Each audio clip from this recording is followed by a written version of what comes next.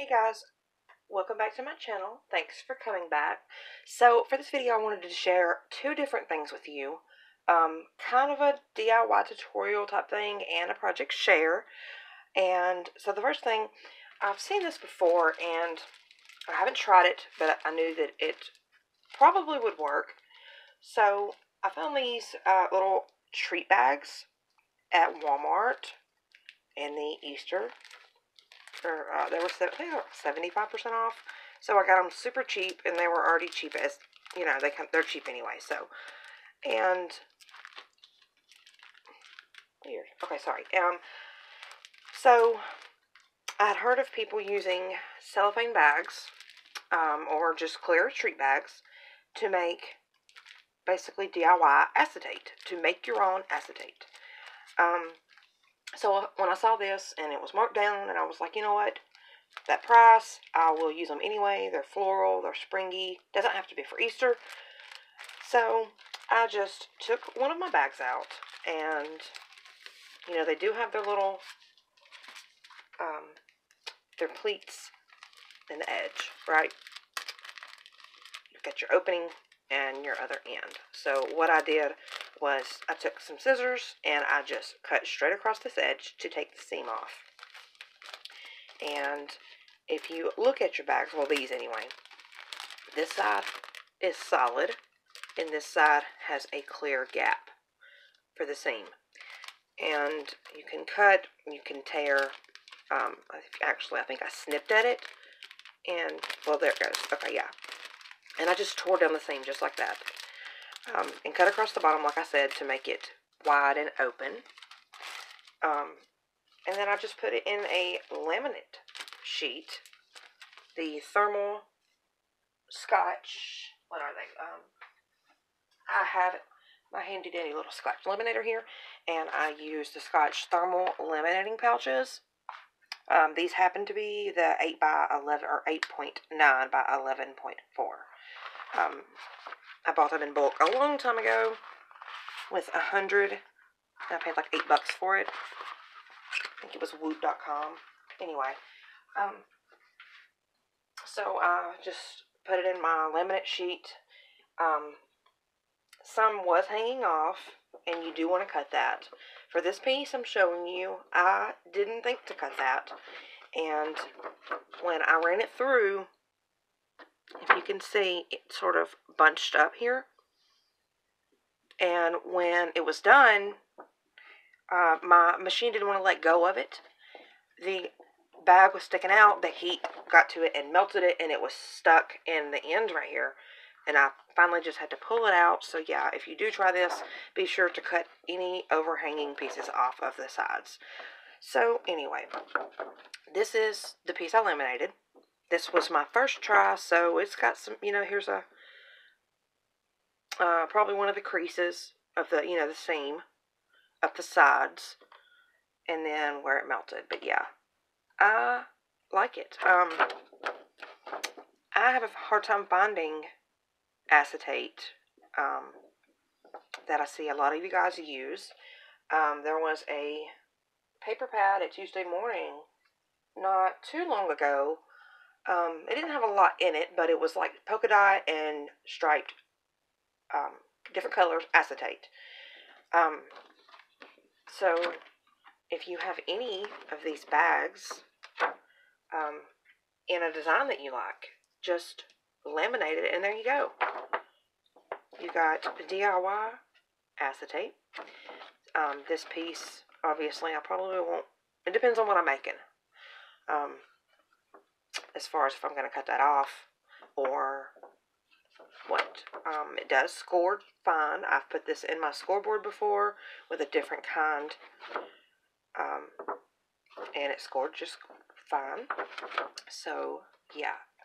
Buying acetate at sometimes $2 a sheet or more, versus 20 or more bags for, you know, $1 or so.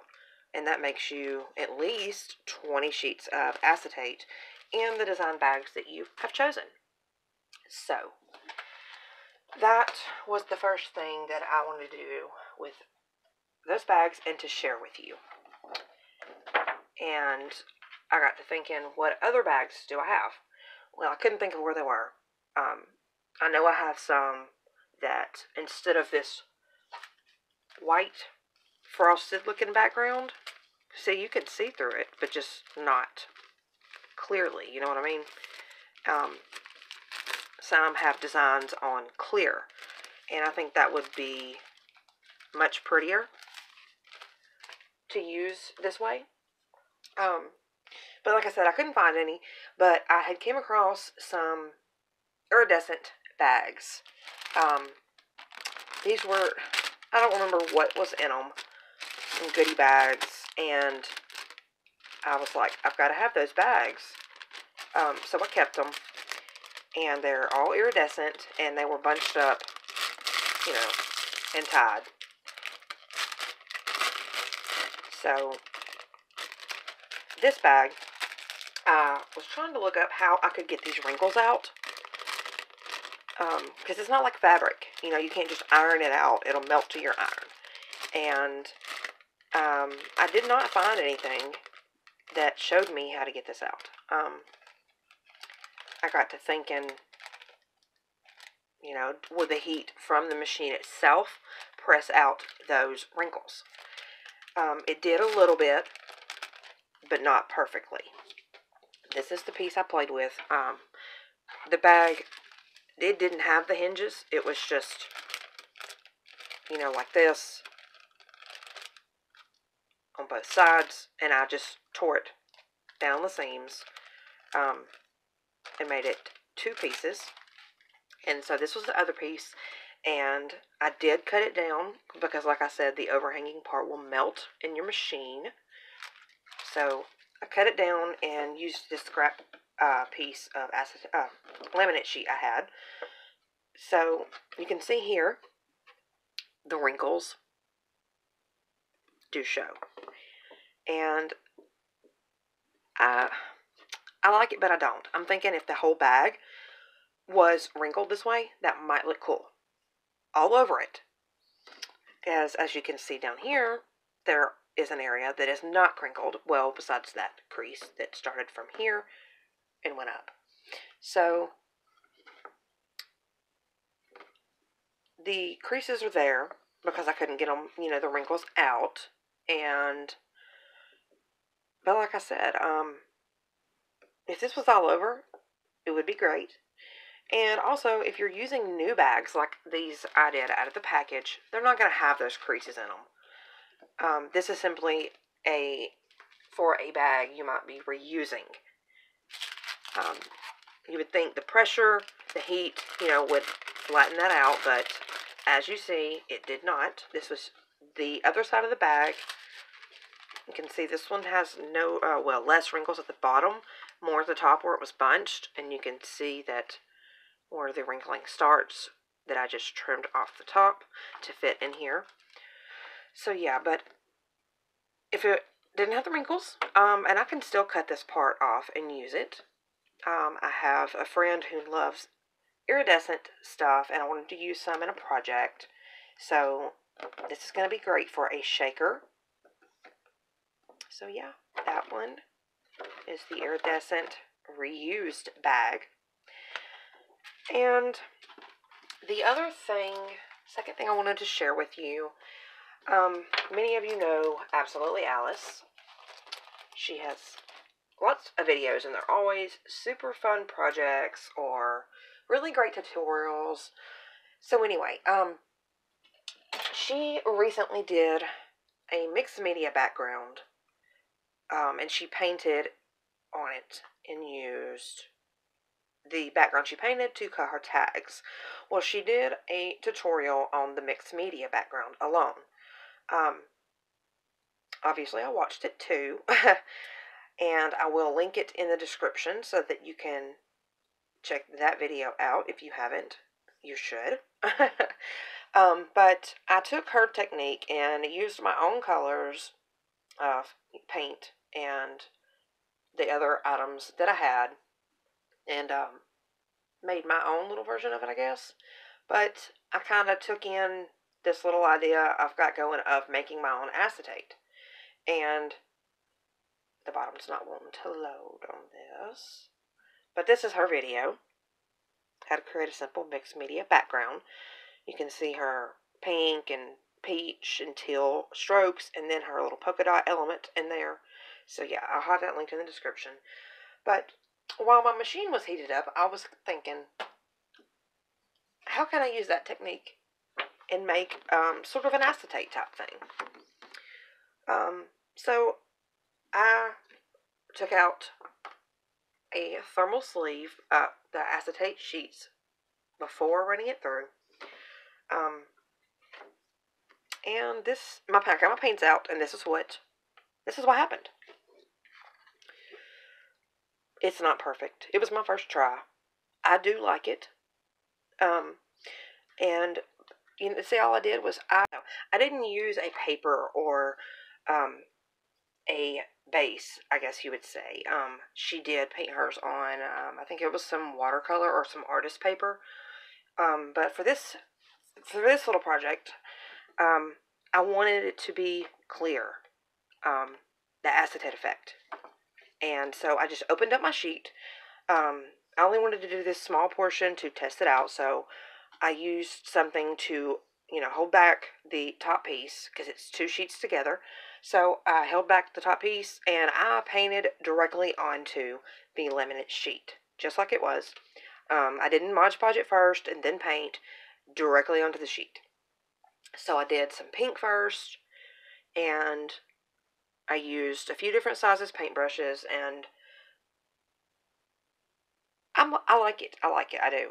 So I wanted to tell you, though, in case anyone's interested, because I love these colors. And while they are not as bold as they normally would be on a solid background, they're still pretty, and they're still, I don't know, a little pastel-y, vibrant-ish. So anyway, I finally found the Maggie Holmes Sunny Days paint, and these are the paints that I used. I squirted out a tad on to a scrap and used these three colors and did my random vertical and horizontal lines. And I didn't use anything special. I found this brush. It might be a fancy brush, but I used that one. I used just some little dollar paintbrushes to have different stroke widths and textures. I did use this Martha Stewart multi-surface metallic paint that I found at Tuesday Morning, long ago, before the world basically shut down. So yeah, and I did, although I did not Mod Podge the base to paint on, I did use it later on in the project with this tissue paper. She had, in her project, she had polka dot tissue, but it was small polka dots, much closer together. But I did like the black and white pop thrown into there, and I found what I had. And I added in, she didn't use washi, but I did. I found a black dots on white, and this one that is black and white with gold dots. So, like I said, I did my paint strokes all over the place, and then I added in my gold strokes. I then started tearing pieces of my tissue in just random. Okay, I'm so sorry about that. My phone wanted to stop recording. So I think I left off with I was tearing the tissue. I did use a little of the Mod Podge to, I put just a little on the back of it to stick it down, and then I did go over it. And my paint was dry at this point. I did speed dry it with my heating tool. And when I finished the polka dots, I just was not satisfied with the pink, white and black. So, like I said, I used this washi tape. And I'm not sure if you can see on here, but they have little jagged tear edges on the washi tape. And I did do that on purpose. I used some decorative edge scissors that I have that I got at Walmart a long time ago.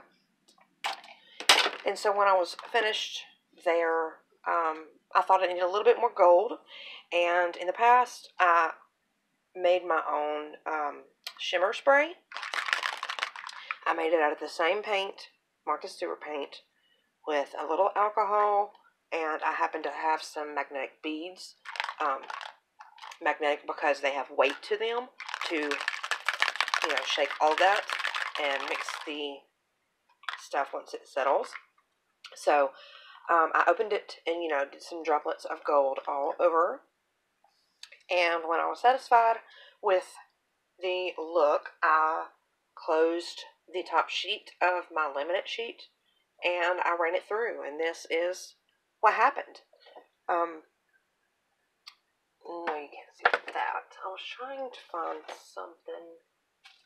Okay, let's say I used, this was some sequins. Okay, you would be able to see them through it. Maybe different colors. Or I could even put this on white, which would probably make the colors look a little bit brighter. Let's see if I have something white, small. Let's see, yeah. Okay, so yeah. And you can obviously see the paint strokes and the gold splatters much better that way. So yeah,